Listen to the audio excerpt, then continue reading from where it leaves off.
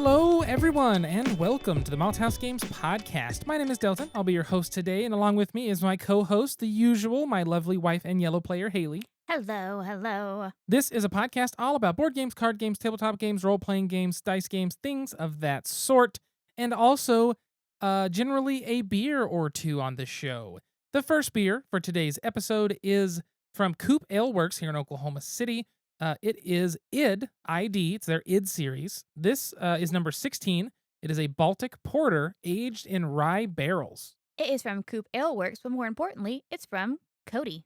It's a 9.5% alcohol by volume. And this says here on the side, the ID series reflects our brewery's needs, wants, desires, and impulses.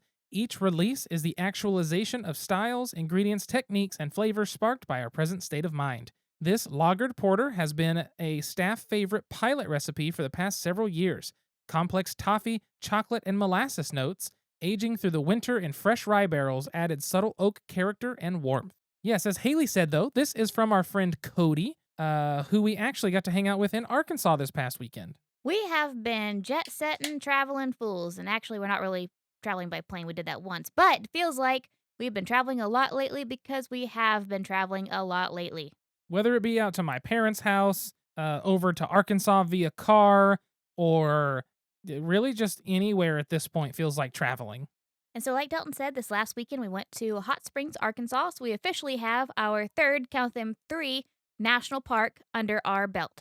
We do. We have 3 national parks. Sadly, only 2 of them we have hiked, so we have to go back to Crater Lake and hike it sometime. It was kind of a hike.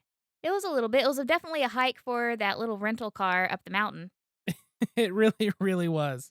It was the little engine that could. It was a little dinky rental car. What was it? A Kia Rio? It was a Kia Rio with no cruise control. No cruise control.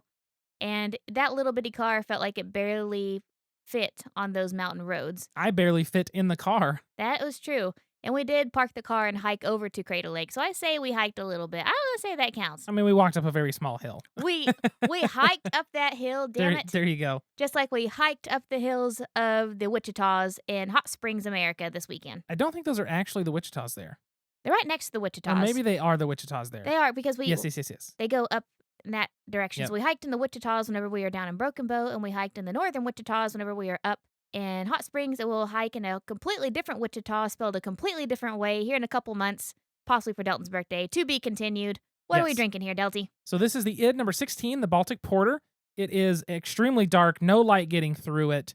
Very, very dark. Doesn't hold much of a head in my glass. Haley's yours held better. You can smell that like molassesy caramel, very deep. It's like a molasses and caramel. Like, yes, those are sweet, but it's a very complex depth of sweetness. To me, it smells like a really, really, really dark barb chocolate. It almost smells like cocoa. Like a really, really dark chocolate. Mm-hmm. Yeah. Actually enters smooth. It opens up in the middle and finishes nice and carbonated, but it's got a really nice flavor to it. You know what it tastes like? It tastes like a plum. Like a dried plum. What is it? A prune. It tastes like a prune. It's got that, it kind of does have that prune, maybe even date a little bit in there. That like dried fruit sweetness to it.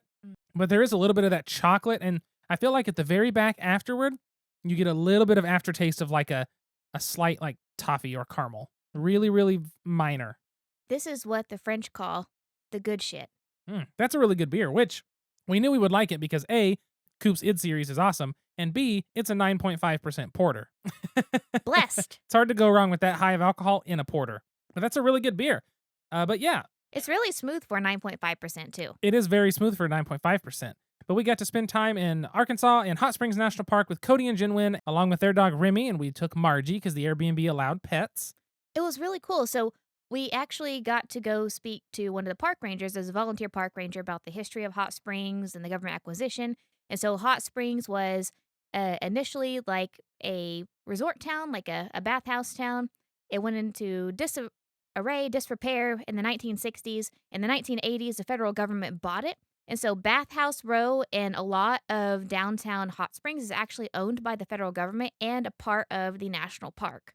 But yeah, so the government owns part of it, which means one of the bathhouses, Superior Bathhouse Brewing, very, very good beers. Especially they had, which if you know a lot about beers, this will sound interesting to you. It was a blonde stout. And essentially, it's a beer brewed as a stout, the same strength, the same characteristics, but they didn't use any chocolate malt, didn't use any heavy toasted malt or like, anything like that. So it was a blonde in color, but they did everything else the same as you would a stout. And it was very, very good. We bought a 64-ounce growler of it to take back to the Airbnb for the weekend. We did, and so sadly, we did not bring any beer back to taste on the podcast because they didn't really sell cans of it. It was mostly drink it on the spot Or or get growlers, yeah. growlers. And so, but it's really neat because on Bathhouse Row, it's owned by the federal government, but they lease the old bathhouses out to a lot of different companies. So one of them is actually a national park museum. It had all of this. They said when we talked to the ranger, 90% of what we saw was original to the facility, which had its heyday in like the 1910s, 1920s.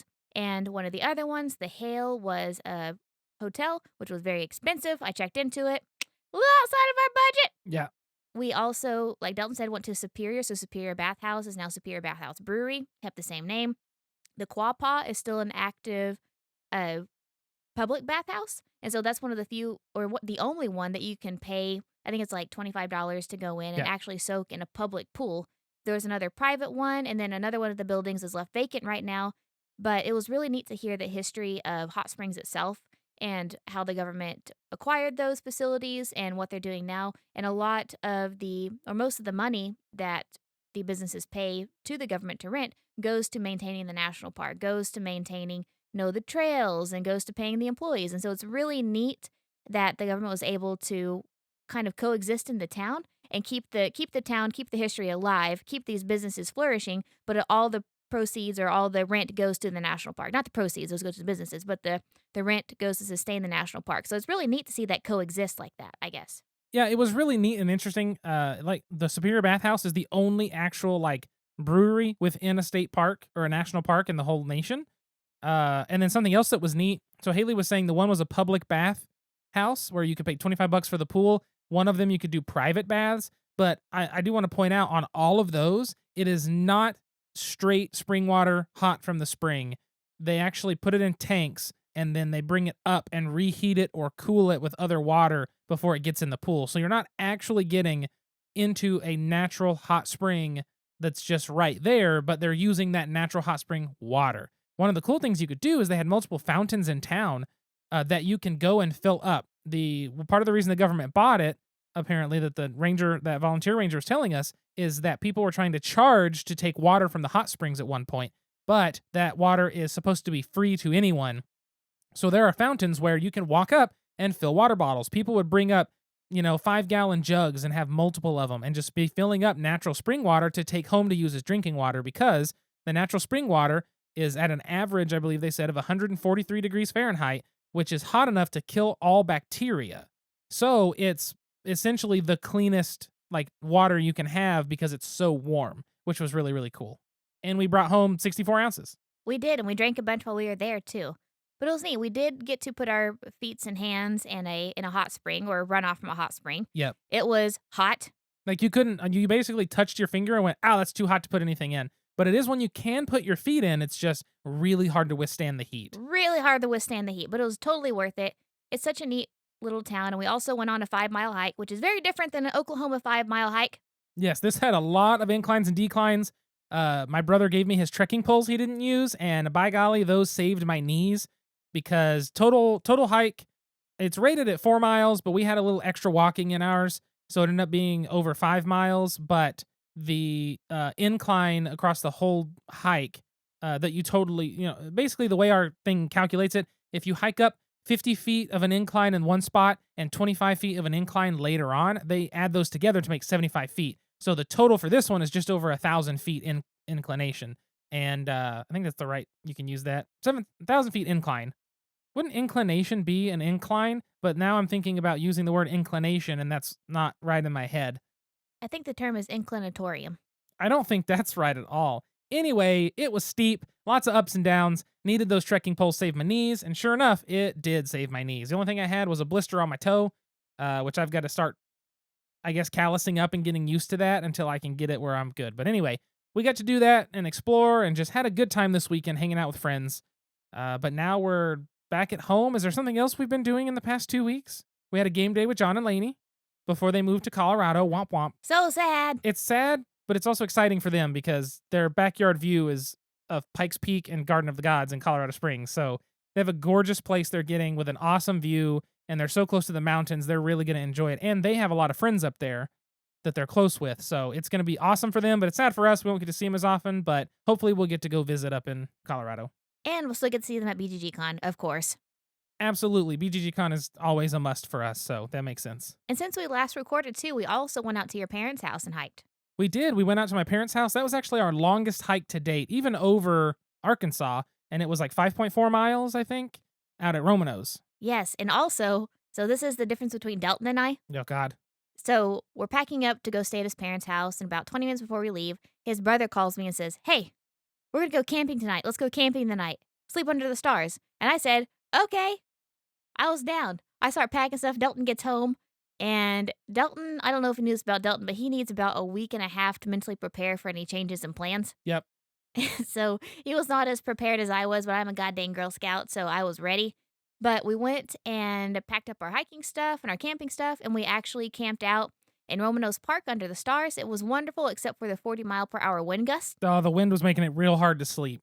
But it was really eerie because, it got kind of calm between like 11 o'clock and 3 o'clock. But 3 o'clock in the morning, you could hear the wind start over in the trees about a quarter mile away. And you just hear. And then you hear the rain fly against the tent. You did. And all four of us thought we heard somebody walking around our campsite in the middle of the night, but it was fine. We didn't get murdered.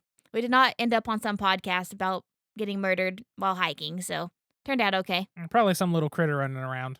Probably so. But we survived the night, got up and hiked a bunch the next day, spent some wonderful quality time with his parents, got up, hiked the next morning on Easter Sunday, had a great Easter lunch, brunch, whatever with his family, and then came home, and it was just a really good weekend. It was. Yeah, we did the same hike again with my friend Morgan and her 2 dogs. For some reason, I just blanked Joe and Puck, and had a good time hiking and catching up. She's a friend I've known since pre-K or kindergarten, one of the 2. But a long-ass time. But we got to do that, and like Haley said, it was just a nice time with family and friends and relaxing and all that, so it's been good. By the way, inclination is a person's natural tendency or urge to act or feel in a particular way, a disposition or propensity. Also, definition number 2, a slope or slant.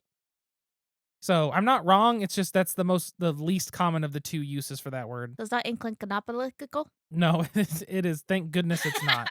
Jeez. But I think that's all we've been doing, but I think we should get to the game that we played at John and Laney's. Because this is not a hiking podcast, even though we tried to make it so. Oh, here's the door.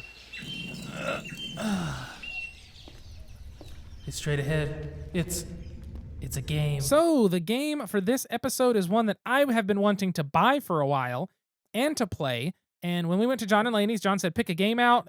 He's got like 4 to 5 times my collection size, so I wasn't sure what game to pick, and I was like, hey, you've got Fort. I've been willing to play it. Do you guys know how to play it? I don't want to make them like learn a game they haven't played in a while, or I guess I should say relearn or learn a new one. So we busted out Fort. Now, Fort is published by Later Games. Let me grab the credits here. Since I don't have it in hand, I'm having to use my phone to find it, especially because our internet is down currently. The designer is Grant Rodiak. The artist is Kyle Farron. Like I said, published by Later Games. Development is Nick Brockman. Graphic designers are Nick Brockman and Patty Hune. The editor is Joshua Yearsley.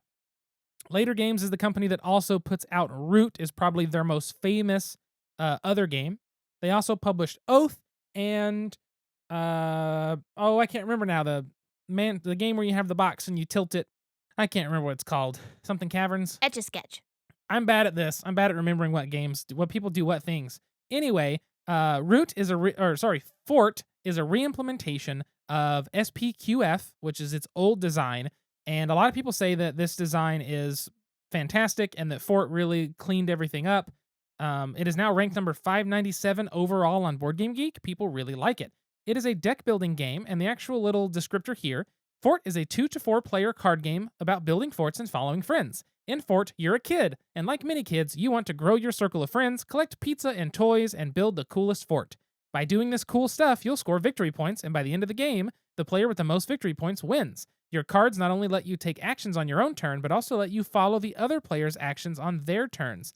Will you devote yourself to your own posse or copy what the other kids are doing? But be careful, as your carefully constructed deck might start losing cards if you don't actually use them.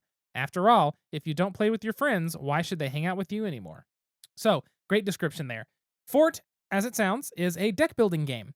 Now, in Fort, you start with a basic deck of 10. You have your two best friends and some other friend cards, kids that are playing in your fort. You start off with I guess you don't have any pizza or toys, maybe you have one of each, but pizza and toys are the two resources. You have your stuff and your backpack, which just helps you hold more stuff basically.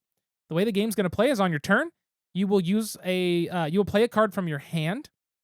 So a lot of those cards have multipliers, so it's like gain pizza equal to the amount of water gun cards you play. So you can play that card and then lay down water gun cards or wilds and do the multiplier. So if it says 1 pizza per each water gun card, you play 3 water gun cards, you get 3 pizzas. Then every player around the table has an option to play or discard a water gun card.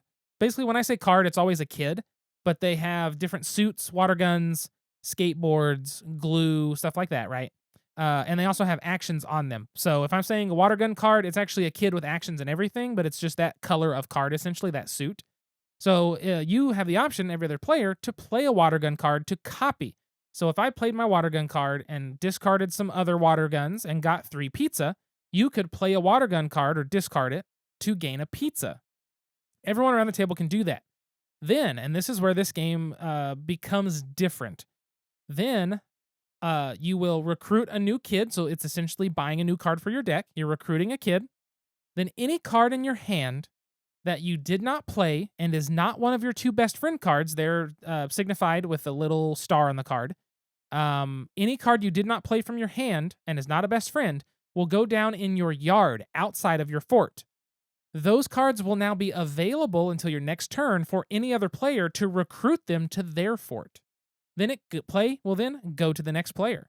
And there's some smaller rules like your fort size. The bigger your fort, the more stuff you can hold in your backpack. The bigger the fort, the more stuff you can hold. It's like essentially it's upgrades to where it's like you're able to essentially tuck in a glue card. And now you will forever, when you're adding multipliers up, you will forever have an extra glue. But you lose that card and its abilities. But that number goes up with how high your fort level is. The end of the game comes when either somebody's fort hits the max level and the round then completes, the draw stack is completely empty, or one other thing, and somebody gets to 25 points on the point track. Lainey got the macaroni crown before I did. I was so mad. She did. The macaroni crown is for the person who completes their fort first. So you get bonus points for doing that. There are also once you upgrade your fort to the first level, you're able to get a special bonus in-game scoring card, and it can read an extra point for every pizza at the end of the game. Then there's also the next level you upgrade your fort to, you get a special ability, and it could be discard this card to take a second action on a turn or something like that. But that's the basics of the game. It's similar to all deck builders in that you're drawing cards from your deck, you're playing them, you're, buying cards, going to discard, drawing new hands, stuff like that over and over, resources, buying new cards, trying to get points.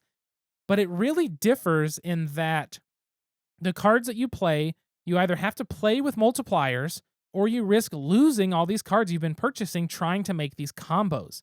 So I find that this game has a really interesting element of learning to adapt in the moment versus trying to just build your own solitaire thing. And I actually think it does a fantastic job of that. And I love that the concept is that the kids have high enough self-esteem that if you don't play with them, they're going to go find somebody else. They don't have to wait around for you.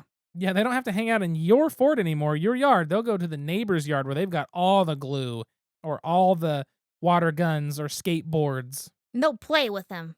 Dang it. They really will. I need to find a list of the different things because, that's one of the things with this game. If you've ever seen Root, Kyle Farron has amazingly adorable artwork, and it's something that makes Fort a treat. And if you remember, we talked about Root in one of our earlier episodes, and that's actually what we talked about, is making games that are more difficult, more inviting by the art and the graphic design. And that's one thing with this game. It's not difficult. It is not a hard game to play. It's an easy game to follow. It's easy to get most of the rules. They have a jumbo-sized, like icon sheet to tell you what everything does. And by the time you're halfway through the game, you've basically got every single little rule down. But it's really easy because the little player cards are big, the icons are big, the words are big. It makes sure to say, here's what this all means, and they don't try to like hide it or tuck it back. The game is not difficult to play. The artwork is adorable.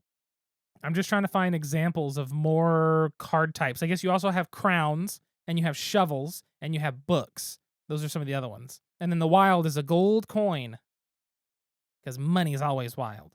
But it's such an interesting and cute game. In terms of like deck building itself, I think the biggest thing it does differently is it focuses on multipliers, and you actually want to play everything from your hand because on your turn you get one action to play something. You want to play a multiplier. You want to utilize what's in your hand because if you do, you're going to be able to keep those cards in your deck to keep utilizing them for the points they can give you or, gaining you resources, which you spend your pizza and toys that you gain to upgrade your fort and things like that. So it's a very, very neat game, very cute game, and I really had a good time, and it makes me want to buy it and the Cats and Dogs expansion even more now. Same here. I feel like it was an easy teach. It was an easy play. I mean, we had both had 2 very strong point beers at that point, and we were able to grasp it fairly easily after playing the brain burner of Calico. But still, it felt like it was a very strategic game, still like it was a very fun game, a very engaging game. I would totally play this again. I really liked it. For sure, and I should say that we played a 4-player, which is maximum, and the 4-player game took us, I think, an hour 5. So it's a great length of time for a game, right? It's 1 hour with 4 people, and 2 of us are new players. So I feel like now that we're used to it, we could speed that up a little bit. And I think a 2-player game could be very quick in this and also just as fun. Absolutely. One of the things that I really appreciated about this game, and I think it will hold through all play counts, by the way, is the interesting way that it presents the player interactions. Hey, what can I get you? I'd like a topic. Any special way? Make it a top shelf topic. Coming up. Enjoy. But first, a beer. So this next beer is another one from Ben whenever we went to Cabin Con. I should say from Ben and Jesse. Oh, no. What? Oh, wait. Okay. I thought that said 8.7%. I was like, we just had a 9.3% beer. We're about to have a pint of an 8.7. It's only 5.7, so we're good. 5.7%. This is from Masthead Brewing Co. in Cleveland. This is Superior Wit. It is a 1 pint, 5.7% white ale with lemon peel, orange peel, and coriander. Very, very much Belgian. Superior Wit is our take on a classic Belgian style. Brewed with lemon peel, orange peel, and freshly cracked coriander, this refreshing ale is exceptionally seasonable. Ben's note on the side says, again, a non-IPA to round out your selection. Masthead is pretty solid, so hopefully you like this one. I'm sure we will, Ben. I'm sure we will. Also, I love the notes they put on the side of those cans. I know, now I feel like a jackass not doing it to them and like giving them notes on the beers. Well, whenever we roll in our 55-gallon barrel of beer next Cabin Con, we'll make sure to put a nice note, maybe even a book of sentiment. So this beer is a very hazy yellow. It's got a nice head retention on top. Looks like it's nice and carbonated. It smells like a Belgian wit. It's got that lightness. It's got that almost a little bit of like weediness to it, that slight sourty smell that I find that wheat beers and Belgian wits have. You can tell it's a lot lighter, and that's a wit because of the little crunchy bubbles on top. It doesn't have like the thick, foamy bubbles. It has the crunchy bubbles. Real small. Real small. I mean, that's a Belgian wit. Orange peel, coriander. There is a little bit of lemon in there, which is interesting. It's a fancy blue moon, dang it. I take offense to that. I think Belgian beer is the king of beers. Just kidding. It's really good. Belgian beer is the ruler of all beers and will forever will be.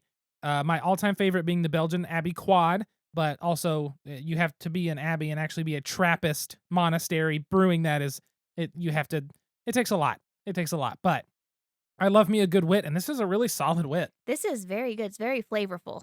It is not a better blue moon. It is its own thing, but man, it does have a lot of flavor. If you've had a blue moon, like take a blue moon and up the flavor by like 85%, and you have this. Take a blue moon and remove like 60% of the water content. Absolutely. Like evaporate the water, but leave the alcohol and all the flavors, and you're going to get a good Belgian. This is delicious. Oh, this is dangerously easy to drink. It's so smooth. It's got a nice carbonation, and it goes down real gentle. We both just drank like half of it, and it's only been about 11 seconds. Mm-hmm. I need to put this down. That's really good. I'm going to hold it as we start talking. Oh, hey, our internet's back. Well, look at that. I just looked over and saw the modem change. I was like, oh, that's so good. It's blue now instead of red. Thank goodness. I was telling Delton this earlier. Like every time our internet goes out, there's like this little voice in my head that says, "Ah, this is probably the end. The Russians have won." Yeah. I just kind of accept my fate because after everything that happened in 2020, 2021, 2022, I'm just like, We womp. Russians taking over our internet. It's fine. Never have internet again. It's fine. I know it, but well, let's get on to this topic because we have wrestling in 12 minutes. Oh, God. So we're going to see if we can get through this and also make it still good. The topic today is going to be player interaction. Let's just talk really quickly, then you can edit it down and make it really slow. I'm not going to be like Excalibur on AEW where he's flying through those wrestling cards. We'll talk really quickly about the game. The topic of today's episode is... You just took up like 4 seconds and now I'm taking up time yelling at you for it. So today we're talking about player interaction. Player interaction is exactly what it sounds like. It's when players interact during a game. A lot of the big games that I enjoy are very, very low on player interaction. It's going to be your a lot of people like to call multiplayer solitaire. It's where you have an idea and what you want to do and you go for it and you're really not being interrupted. You're not being halted by somebody. Nobody's messing with you, taking resources, taking cards you want, things like that. Some games allow for player interaction, generally negative, such as playing Calico with John and Lainey, where John said, I think you need this. I'm going to take this from the pool in the middle instead. Right? That is a negative player interaction because I'm being interacted with negatively. I think that's just poor planning on your part. No, it's the one tile came out and I had to wait a whole round to get it. And then he took it last minute. Anyway, there's multiple different types of player interaction. And by multiple, I mean mainly 2. I guess you could say 3. There's neutral, there's positive, and there's negative. Negative is going to be taking something from someone or hurting somebody for doing something. Positive is going to be, I guess a lot of trading games is probably positive interaction where you're making a mutual trade agreement, things like that. Or some games where if you help somebody else, then you get a benefit of moving up further in the game, things like that. And then a neutral player interaction is generally what I'm going to consider a neutral interaction. The only example that really comes to mind is playing Fun Employed. If you don't want one of those, quirk cards or whatever they are, you can put it in the middle and take a different one, and then someone else can take it. So you're interacting because you can decide on things based on other players, but it's not negative or positive in that moment. That was a really good description. I tried. So I don't like negative interaction. I think negative interaction is unless the game is like solely built on it, I find that negative interaction really is something I don't jive with because I like having a plan and trying to go for it, right? That was what I liked so much about Food Chain Magnate.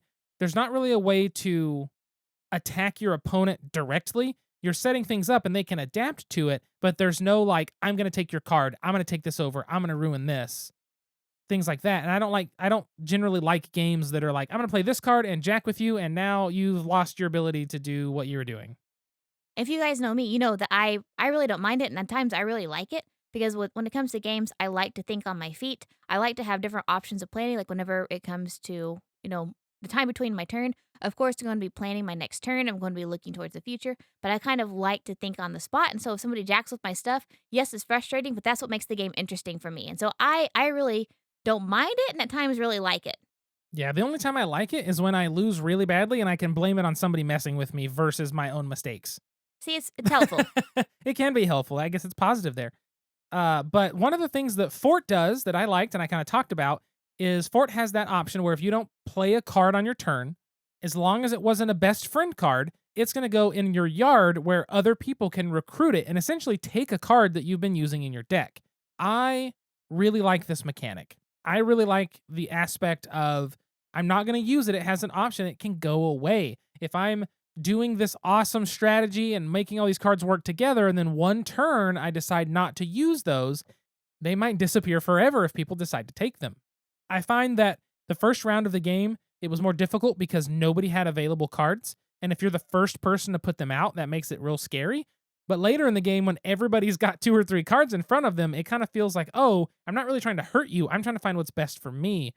But I think the thing I like about that is it's your decision whether or not those cards are used, or it's the way you've built your deck, whether or not they can be used, right? I really enjoyed having 1 or 2 cards that I wasn't even going for any combos with because I could follow other players' abilities. I could follow your squirt guns because I didn't have any, but I had 1. I could play it to copy your ability to gain a pizza, toy, whatever.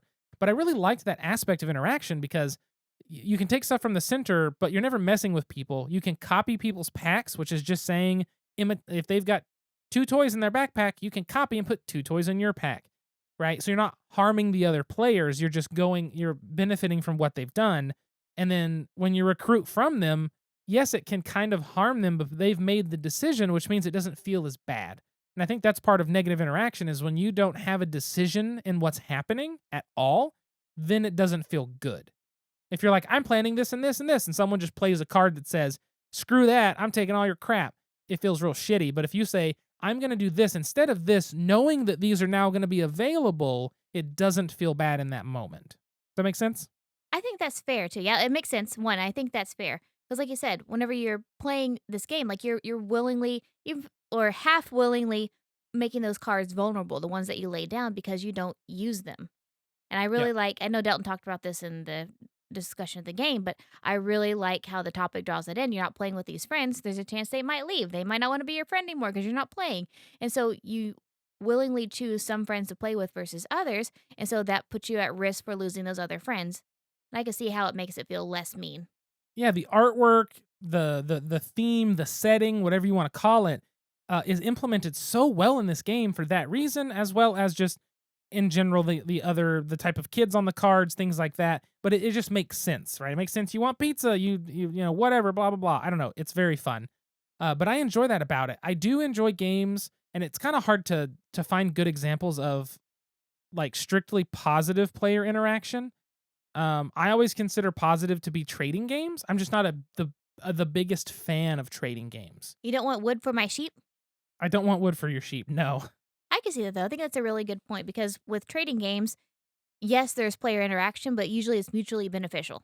Yes, normally it's mutually beneficial. So I'm looking online. These are other people on BGG from looks like 2019 of some games that have it. Um, Games like Roll for the Galaxy, picking an action that allows all players to perform it. It's kind of like in Fort, right? When you play an action, if everyone has a card to play, they can follow that action and get a little benefit. And it's called Follow the Leader, and I love it. Yes, it's Follow the Leader, which is perfect. There's games like Domain, Bonanza. It can be beneficial to donate cards to other players. They can accept the gift but don't have to.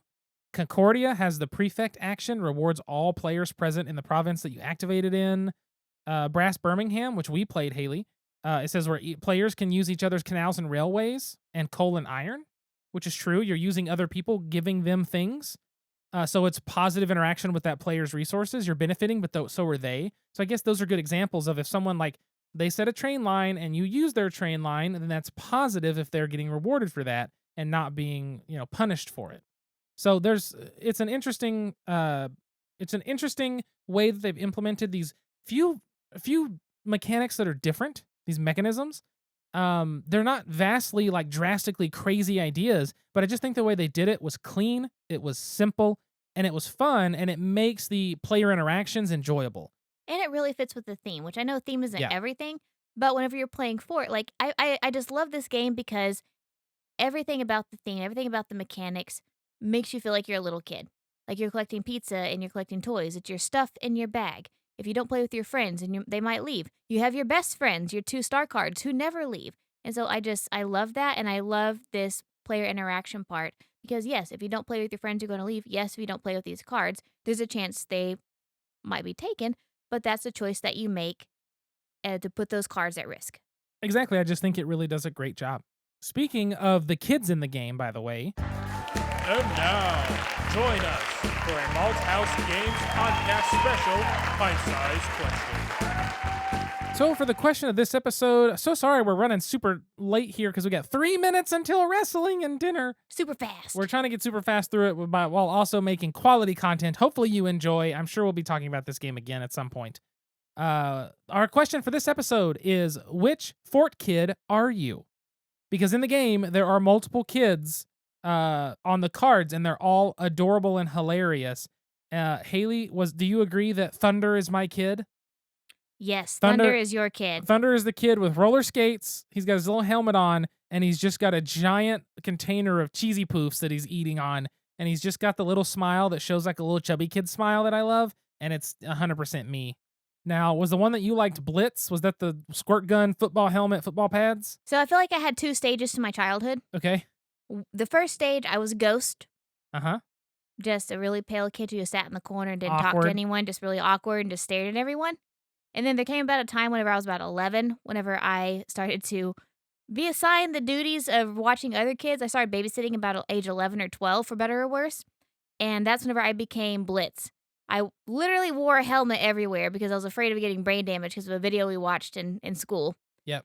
And I always had a backpack full of just cool stuff like water guns and all sorts of fun stuff. So I believe I was a Ghost who transformed into a Blitz, and I own up to that.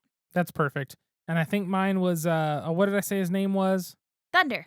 Thunder with the cheesy poofs. And there was one more that I can't remember that I thought was probably me at some point. But the kids in this game are cute. Check out Kyle Farron's artwork, or check out Fort, check out Root, anything else he does. He's got adorable art. And we should also say, check out our Patreon backers. Yes, patreon.com/malthousegames if you want to support us at whatever level you want. Our amazing Patreon backers that get shouted out on this podcast are Allison, I forgot for a second. Allison, Alan, Jesse and Catherine, Cliff and Jennifer. Kathleen? Is that what I said? Catherine. I don't know if I butchered it or I not. feel like we need to kind of restart that. We're going to restart this. Thank you so much to our wonderful Patreon patrons that back us at the level in which you get a shout out. This is what we get for trying to down these beers really quickly to get through this podcast to get to wrestling. We have 1 minute. Allison, Alan, Jesse, Catherine, Cliff, and Jennifer. Thank you all so much for supporting us. Thank you, John, for having us over to have a game night with you and your lovely wife. Thank you, everyone, for listening. Make sure to look us up on social media at Malthaus Games. Send us an email, contact@malthausgames.com. If you have a topic you want us to cover, a question for us to answer, a beer we should find, or a game we should play. You can find me on social media at Delton Brack, DeltonBrack. You can find Haley at SQUIRRELYGEK. That is at Squirrely Geek. We did record some stuff at 7 o'clock. We recorded some stuff at Cabin Con. I am going to be compiling a small video that's going to be for patrons only. If you want to find that, I'm going to try to have it done in May. So try to sign up for the Patreon. I guess, is May 1st on Sunday? It is on Sunday. Okay, well, it may be too late at that point, but if you sign up for Patreon, you should be able to get it. It's going to be any level for patrons. It will not be anything fancy. It's just going to be a little travel vlog with some videos and pictures, and me and Haley hopefully doing some voiceover stuff on the pictures and what we saw, what we did. So with all that being said, sit back, relax, grab a drink, and play some games. We will see you folks later. Watching wrestling now. Bye.